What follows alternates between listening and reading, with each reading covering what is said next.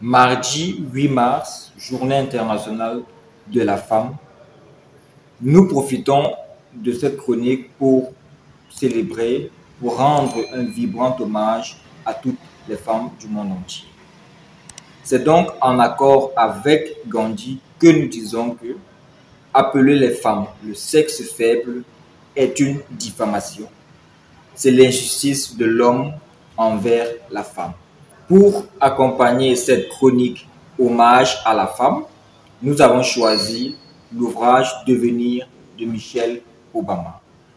Mais avant de rentrer tout en profondeur dans la chronique, nous allons marquer une petite pause et nous retrouver juste après le jingle.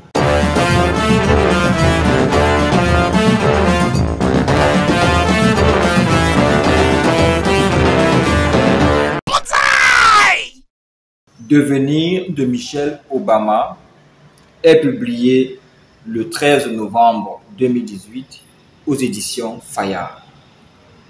Michelle, dans ses mémoires, retrace l'histoire de sa vie, son parcours et sa trajectoire.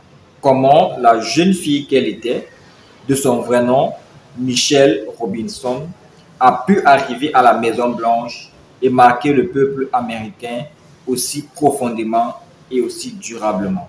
L'ouvrage est divisé en 3 grandes parties qui sont Devenir moi, Devenir nous et Devenir plus. La première partie, Devenir moi, retrace l'enfance de la First Lady qui est née à Chicago d'une famille modeste et déjà très jeune, elle semblait très studieuse, très intelligente, très brillante et surtout, elle avait déjà l'air de quelqu'un qui était super perfectionniste. Puis, à 17 ans, elle entre à l'université de Princeton et après dans la célèbre école de droit de Harvard. La deuxième partie de son ouvrage, Devenir nous, raconte sa rencontre avec Barack Obama, leur histoire d'amour, leurs difficultés et surtout comment est-ce qu'elle a vécu l'ascension politique de son mari. Mais aussi, elle raconte sa vie de mère et de femme au foyer.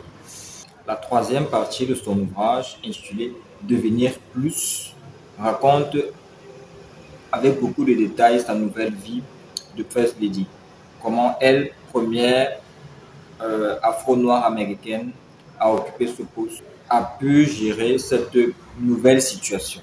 Dans la troisième partie, Devenir plus, Michelle présente avec tous les détails sa nouvelle vie de première dame.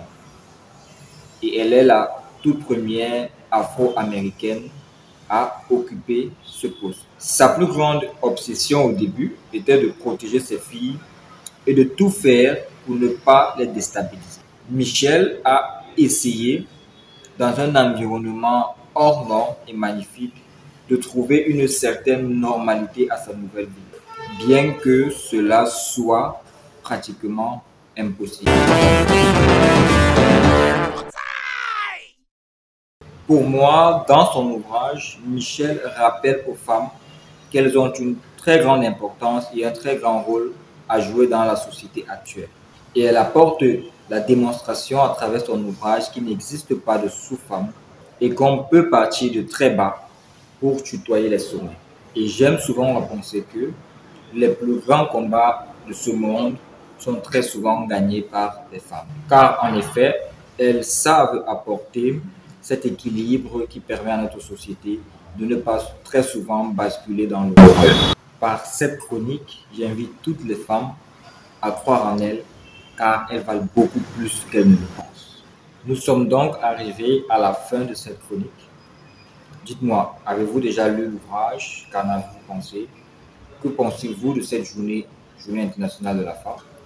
J'aimerais avoir vos avis en commentaire et surtout n'oubliez pas de laisser un pouce bleu, de partager, de commenter bien évidemment et de vous abonner et de faire sonner la cloche de notification. Sur ce, on se retrouve la prochaine fois dans le cadre d'une autre chronique. Je vous salue.